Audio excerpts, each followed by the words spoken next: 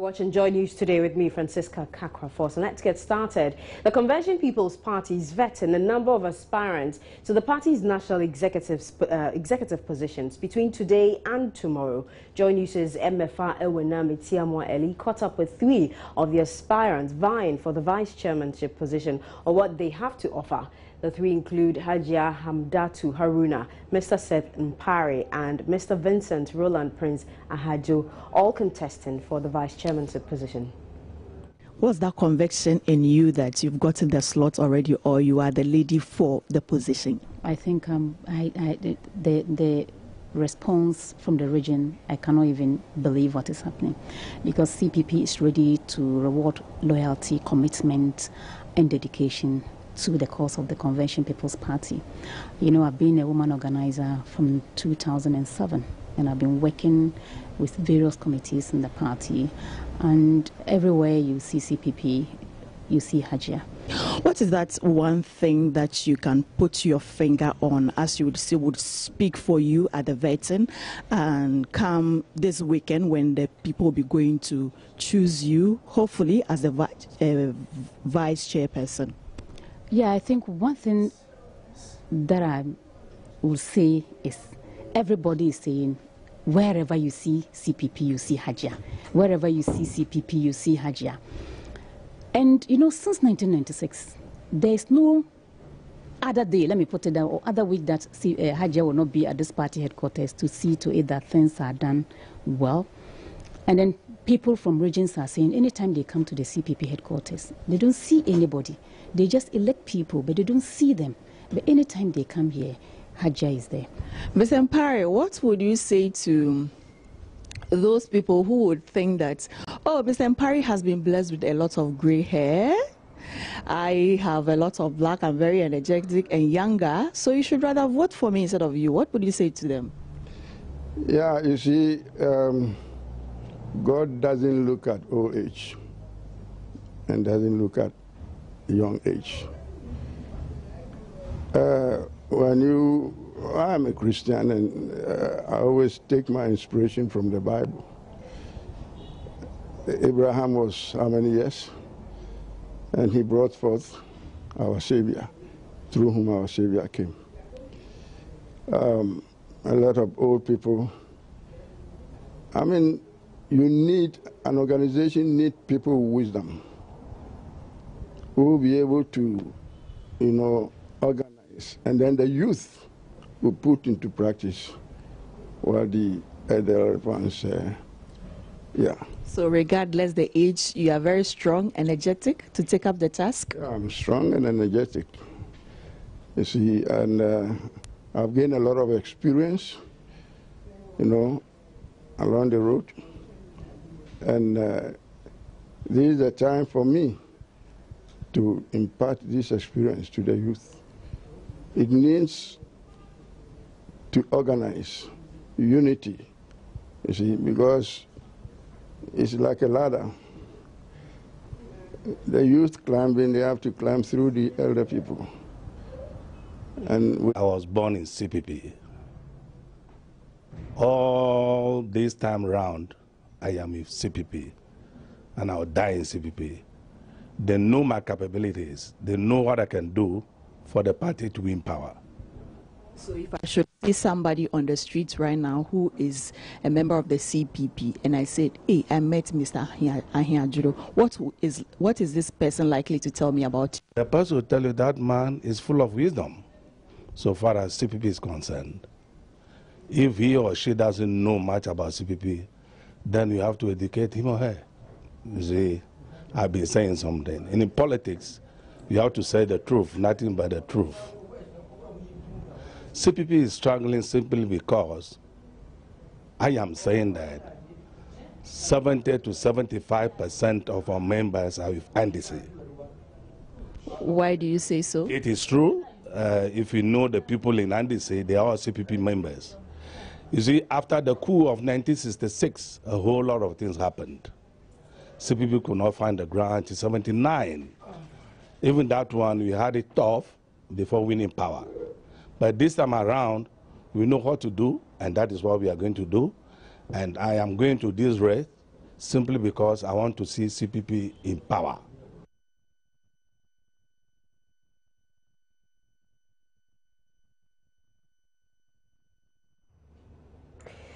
Away from politics, and all week we have been following the judicial corruption scandal where more than 30 judges from both the superior and lower courts are facing probe before a panel set up by the Chief Justice. This follows a 2-year undercover investigation by journalist Anas Aremeyaw Anas accusing the judges of taking bribes.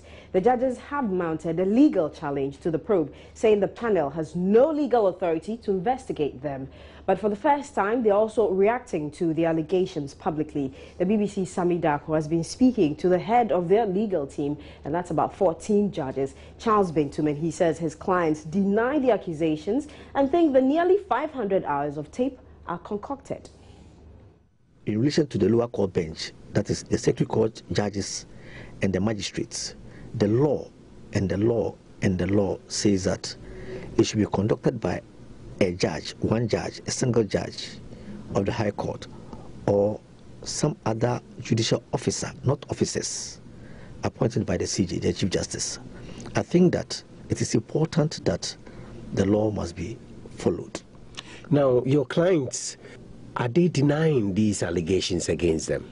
Yes, they are denying the allegations against them because, indeed, they were expecting, in accordance with due process, that they would have given them copies of the video would have been given to them.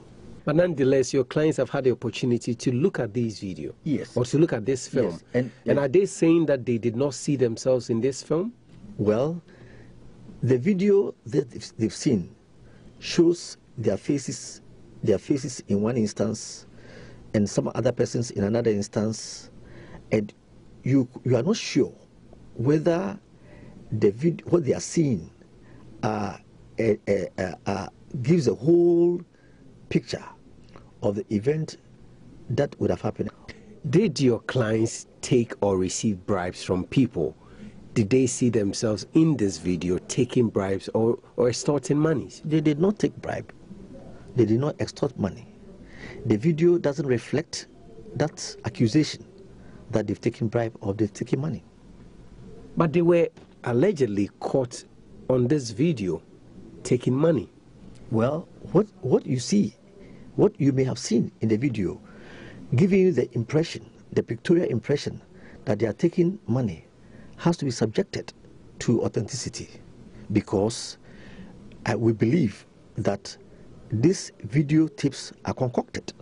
At the end of the day, you must be given an opportunity to defend yourself, and some findings of fact will have to be made. But the mere fact that the Chief Justice has watched the video, other panel members have watched the video, and they've proceeded to interrogate you doesn't make the video authentic. So, but how do you also respond to the allegations that in some instances it's not just them being caught on tape or whatever, allegedly being caught on tape, but in some instances monies exchanged hands and people were set free? Well, you see, this has been a trial. What we are saying has been a trial by the Midday Circuit Court, by the Midday High Court, or the Midday District Court. It has been a court of public opinion, and nobody can say that Justice A or Magistrate A has taken bribe, has taken money, has taken a good, or whatever they are saying. So your clients believe that they will be vindicated at the end of the day? Yes, they believe. With all these evidence that have been thrown about?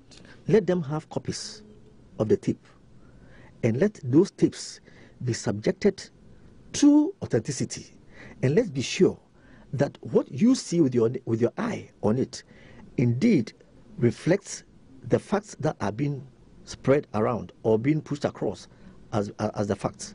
Tell me, how are your clients feeling? Very dejected, very bad, in very terrible shape, very distraught. I have never seen a whole judge appear before, bow before, make my submissions before, in tears. I mean, I now see that they are just as mortal as myself. Some have said that your clients are purposely using this mode just to delay or elongate this whole process, because they are judges, first of all, and they know ways out. They just want to frustrate the process. I disagree with them, and I want to say that that is not their intention. What they are saying is that we should not throw the baby away with the bathwater. Meanwhile, the Alliance for Accountable Governance, AFAG, has challenged investigative journalist Anas Aremeyaw Anas to make public the video which allegedly captured some judges and judicial officers taking bribes. AFAG maintains that failure to show the video would be an indictment on the credibility of the investigator and his team. The pressure group in a statement also called for, let me give you more of quotes, a public inquiry other than in-camera hearing on the matter. The Tiger team must know that their integrity is at stake, especially where along the line a judge or group of judges tries to undermine the authenticity of their finding through their lawyers. Besides, the Tiger team may be feeding into the general perception of some politicians trying to manipulate them to prevent the premiere of the video and possibly insulate some of the judges from the consequences of their actions.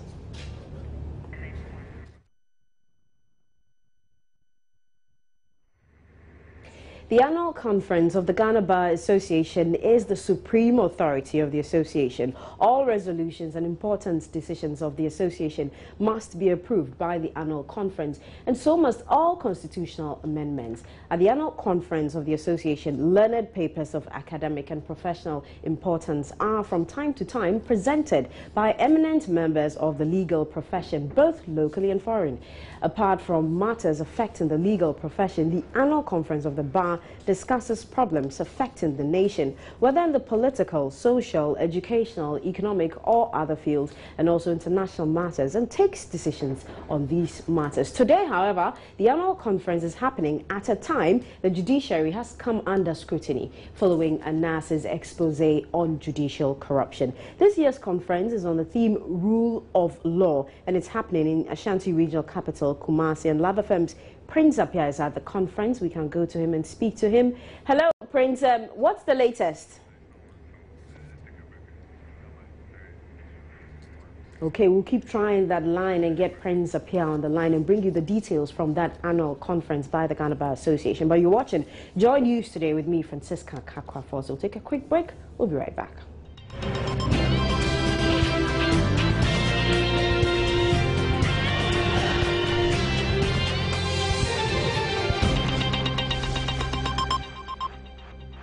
Welcome back. Now, getting hawkers off the pavement in most metropolis has been a wild goose chase by past and present chief executives. From the season of wares to the payment of fines and demolition of structures, but to no avail. Here at the Accra metropolis, we have been finding out the latest with the Oko van der Poy's red line, intended to bring sanity onto the central business district. MFA Ewenam Etiamwa Eli has been finding out.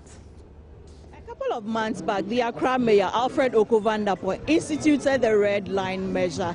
The measure was to set boundaries for people who plied their trade on the pavement to give way to vehicular and human traffic. Today, in our assessment of the measure so far, there's mixed reaction. It has been a very great change.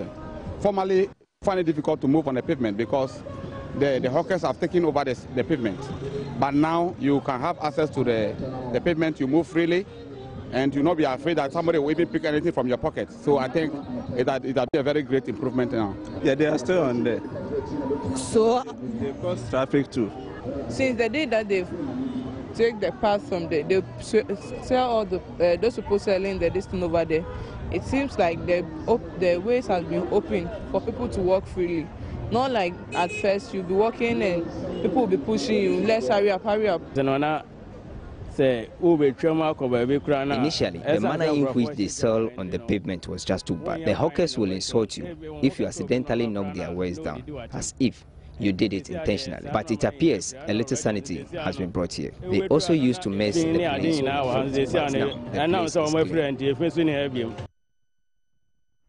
Ghana will join more than 100 countries to adopt the Sustainable Development Goals at the 70th session of the UN General Assembly. The goals, according to the UN Resident Coordinator in Ghana, Christine Evans-Clark, are higher ambitions set to eliminate societal problems and not just tackling them as in the case of the MDGs. She said this at a press briefing on Ghana's participation in the assembly later this month. Foreign Affairs Minister Hannah Tete said President Mahama, who will lead Ghana's delegation and will highlight the need to address the threats of conflict and migration. Hannah Odame joins us from the news briefing. Hello, Hannah. Can you take us to what to expect?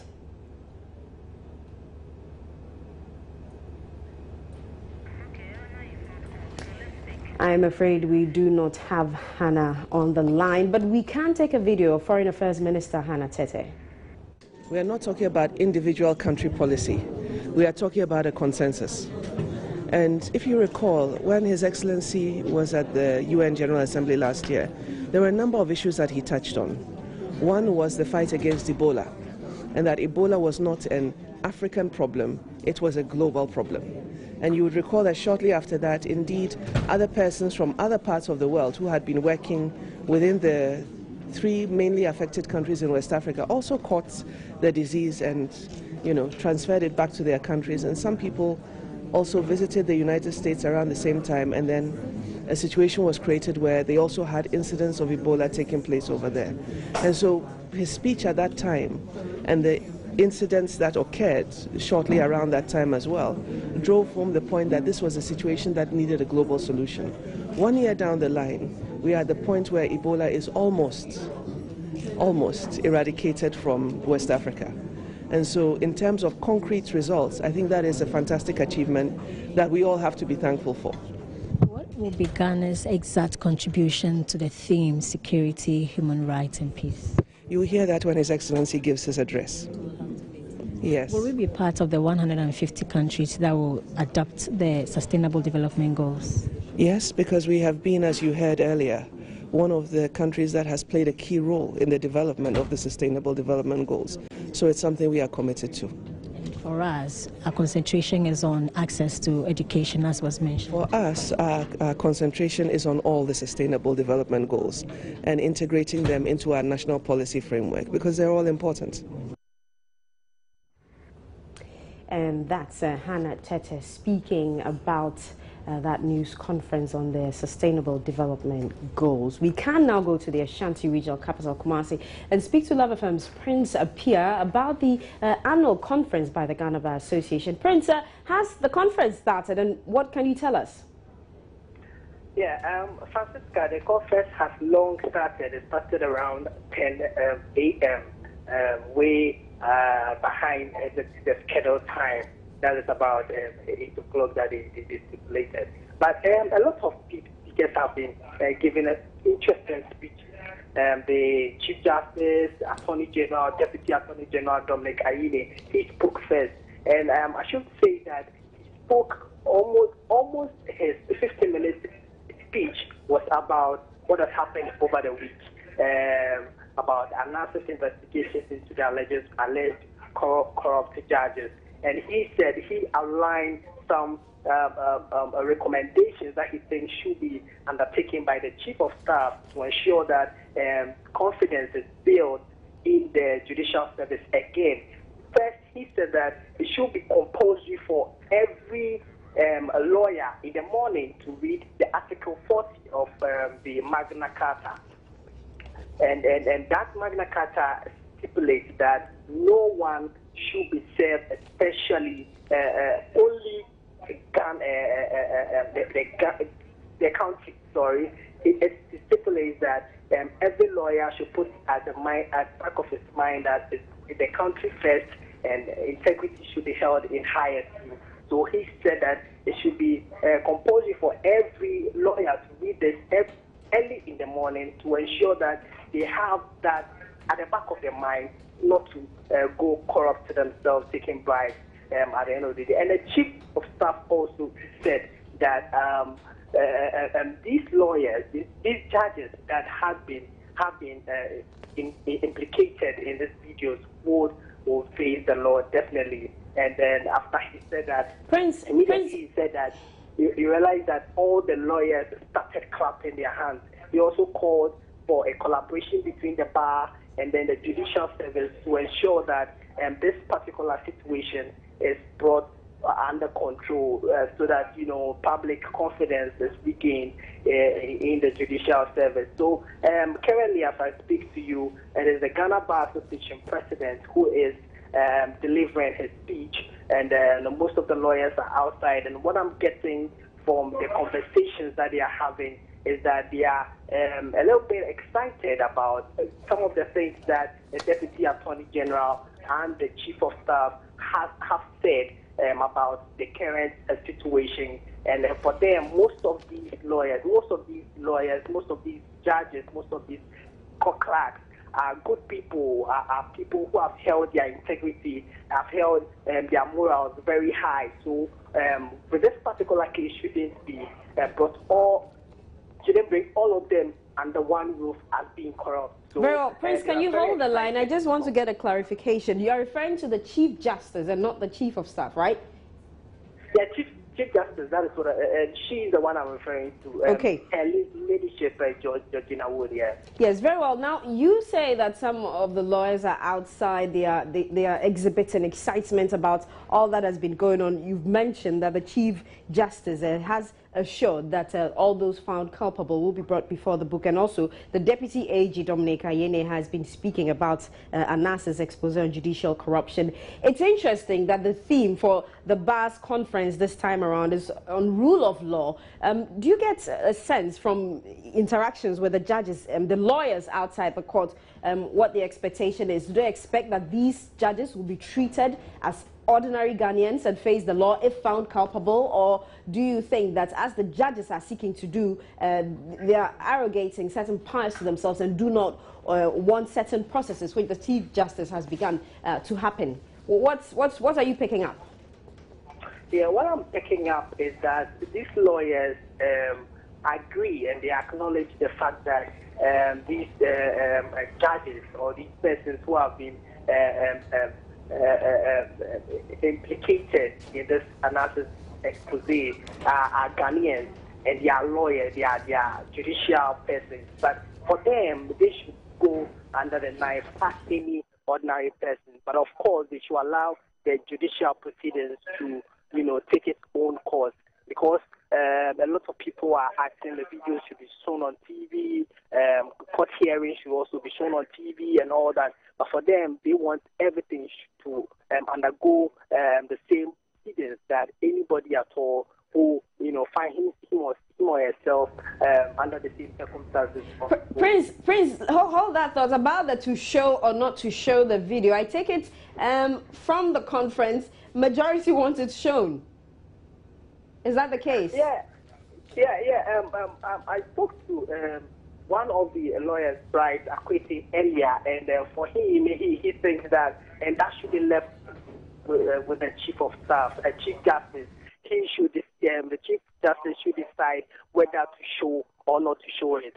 He thinks that everybody should leave that particular thing for the Chief of Staff, Chief Justice, actually, sorry, to you know, take a decision on that. That's some of the things that I'm picking up. Okay, and that's Prince Appiah from Kumasi in the Ashanti region telling us that the Chief Justice has spoken at the bar conference already, the Deputy Attorney General, and ongoing is the speech by the President of the Ghana Bar Association. We'll keep our eyes glued on that, and we'll bring you details in subsequent bulletins. But the Chief Justice, Georgina Theodora Wood, is expecting responses from the 12 High Court judges implicated in the recent judicial corruption scandal about their alleged involvement. Unlike the lower court judges, the Chief Justice will have to make recommendations to President Mahama after establishing a prima facie case against the High Court judges. In a statement signed by the Judicial Secretary, Justice Alex Pokua Champon, the Chief Justice clarified that two of the judges, Justice Alhaji Mohammed Ahmed Mustafa and Justice Yawan Sujiabo, have retired, and that has been communicated to the President. The rest are Justice Frank Opoku, Justice Charles Quest, Justice Kofi Esel Mensah, Justice Mustafa Logo, Justice Uta P. Derry, Justice John Ajet Nassam, Justice Kwame Ohene Esel, Justice Ernest Obimpe, Justice Ivy Hayward Mills, and Justice Gilbert Eyisu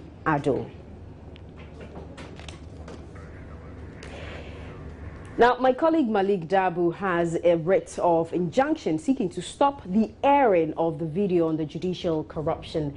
He joins me live in the studio. Malik, tell us more. Just tell us more. Well, you mentioned Justice Paul Uderi. He's the one who brought this writ at the High Court today. He's seeking about 17 reliefs from the High Court. The first declaration he's seeking is that this video was collected by Anas unlawfully, and so he wants an injunction on it. It should not be aired. The reason he thinks it should not be aired is that it is his view that if it is aired, it's going to affect his fair hearing. You rightly said that the Chief Justice has set up a panel that has requested that these High Court judges should submit written responses to the allegations made against them.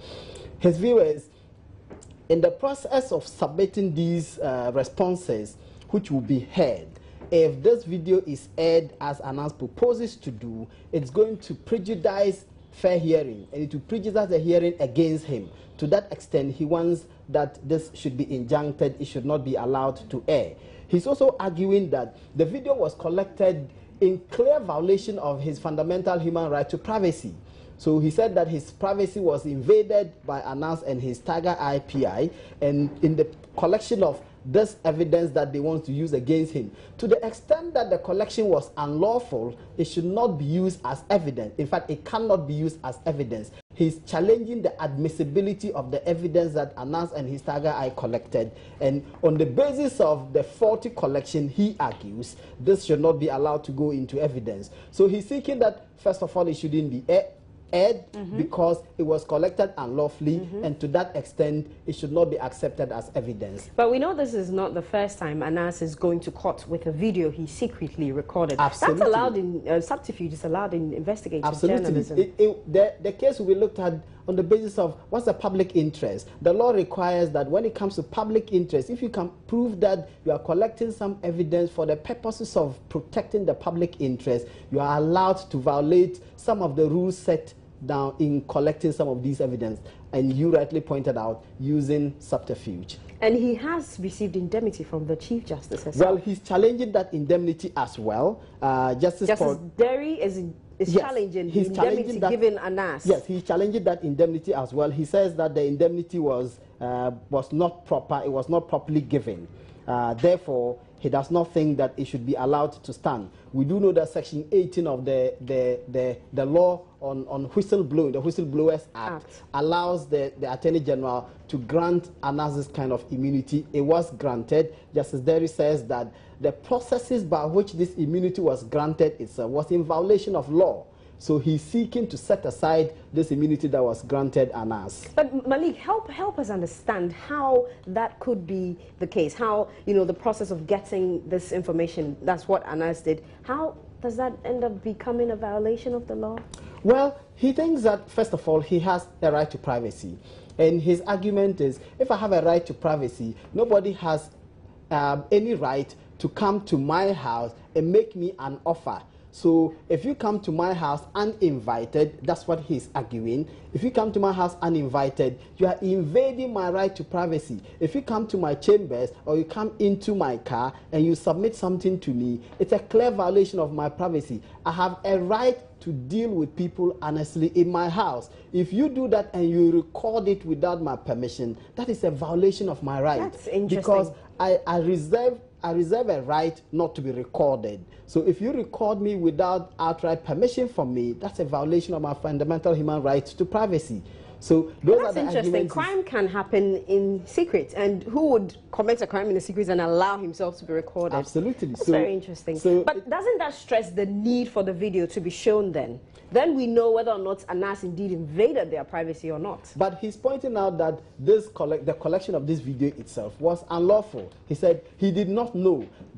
Ethics of journalism requires that if you want to record a man, you seek the person's permission. If you don't seek my permission and you record me, you cannot use that evidence. However, the law also allows that, as we said earlier, because you want to protect public interest, because if the person were to know that you are recording, you cannot get the evidence. The law allows, in those special circumstances, to set aside this rule that requires you to inform the person that you are recording.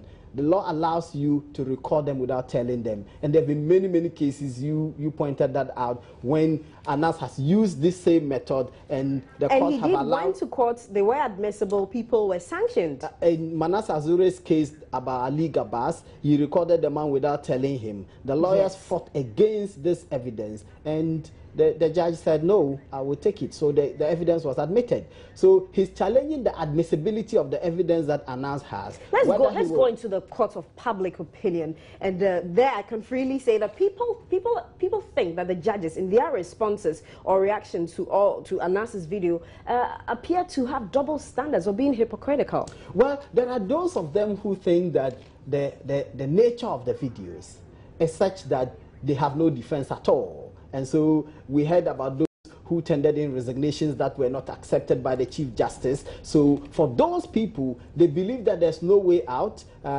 So they wanted to bow out, believing quite falsely that bowing out at the early stages would have spared them some integrity left. However, the Chief Justice refused to accept that. Those who believe that they can fight, and if you read my story on my Joe Online, I'm saying that the judges are not going down without a fight. So they want to stage a fight, so he will put these things up and try and make an argument in court in the hope that a sympathetic judge will listen. Okay. Whether that will happen remains to be seen. Let the games begin then. Absolutely. Thank you very much, Malik Dab, for bringing us the latest on that writ by one of the judges. We'll quickly do business in a bit.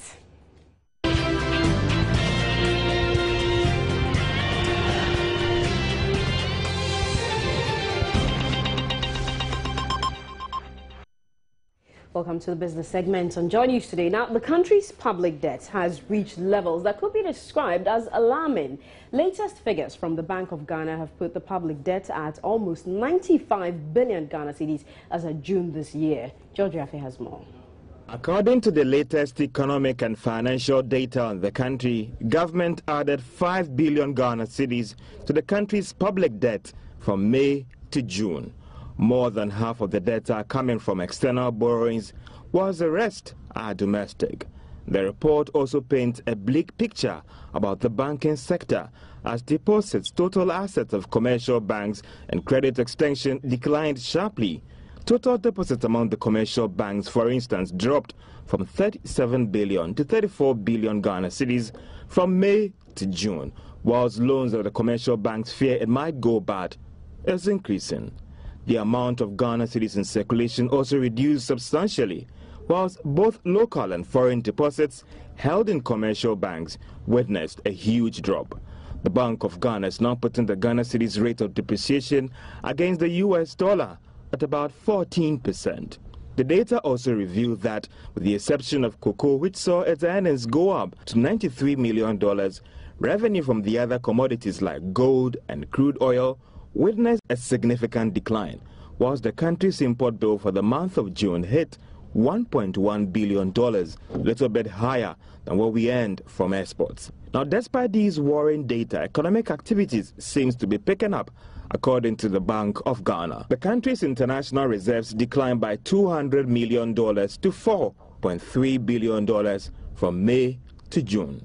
For some, this raises a lot of questions about whether the Bank of Ghana was indeed pumping some $20 million into the economy to stabilize the Ghana cedi. And economist Dr. John Gachi says despite the huge debt, there's still hope for recovery. He spoke to me earlier on News Desk. Yes, there is hope for Ghana.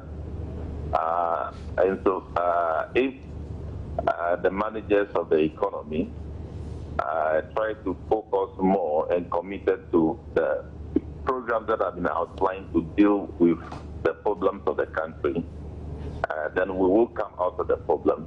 And that is why I said there is hope for the country. But we have been through this situation before. As a country, we came out. It's left to us to consolidate the good thing that we are supposed to do to come out of the problem. If you look at it from 2013 reports that we have read so far, including the 2013-2014 budget statement, it is very clear that the root cause of the problem includes some expenditure that were not prudent. You remember that it mentioned issues such as some entities engaging in execution of projects and programs which were not budgeted for and were not actually approved. And those expenditures were just hung on government. So if you take it from that perspective, one can conclude that some of the expenditures were not actually prudent. But beyond that, I think measures have been put in place so that the expenditures that have been incurred after that were prudent and were approved and were in the interest of the country. Well, that's the hope, but he's been speaking about the impact. If the decline in commodity prices continue, it will continue to pose risk to managing the currency. It will continue to pose some risk to ensuring lower inflation because the inflation basket also includes inputs from depreciation of the currency. So that is the risk that is posed to the economy. And unfortunately, these are not issues that to be dealt with immediately. These are things that you can only deal with in the medium to long term because you need to take steps to add more value to your export commodity, which cannot be done in the immediate term. You need to take steps to deepen and enhance your export destination. You need to take steps to enhance the general diversification of your export. And these are things that will be gradual, focused, and not in the immediate term. Doc, let's play out its impact on businesses and also on ordinary Ghanaians. The impact is very clear to all of us. So long as depreciation contributes to inflation, it causes general rise in prices of goods and services that define a hostile economic environment that affects the cost of doing business. In our case, this is also enhanced, or the difficulty imposed by this development is enhanced because we are also experiencing challenges with energy, which is very sensitive to productive activity and social comfort. So these are the things that we all are affected as a result of this development. Meanwhile, after months of speculations, Ghana can now be officially classified as heavily indebted or HIPIC. It follows new Bank of Ghana data which shows that the country's debt is now at about 71% of the total value of the economy. This is coming after similar reports by the IMF, which indicates that Ghana's current debt level is higher than in 2001 when Ghana was declared HIPIC. Economist Dr. Eric Osei-Asibe says the situation calls for some aggressive measures to check the country's rise in debts. You cannot say that you are putting a total brakes on borrowing. What government must ensure is that whatever money that are being borrowed is actually being channeled into the productive sectors of the economy. But government must also be mindful of the terms of this borrowing, that is the term structure of the borrowing. You realize that government appears to be borrowing more on short-term basis. So for me, we can be there, but it's only transitional. If you manage it well, if you put in place prudent debt management strategies in place, you can make the best out of the situation. So it all depends on a prudent macroeconomic management part of government to ensuring that at the end of the day, the economy at large benefits from whatever money that we have contracted. And that's it for business. Baba Tando is bringing you sports in a bit.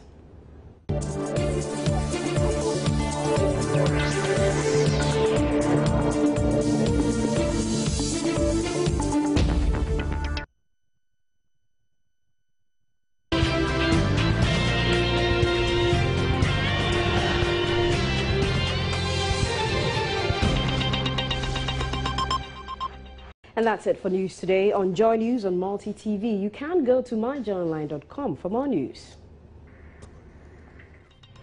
Francisca Kakwa Forson, thank you very much for your company. Bye-bye.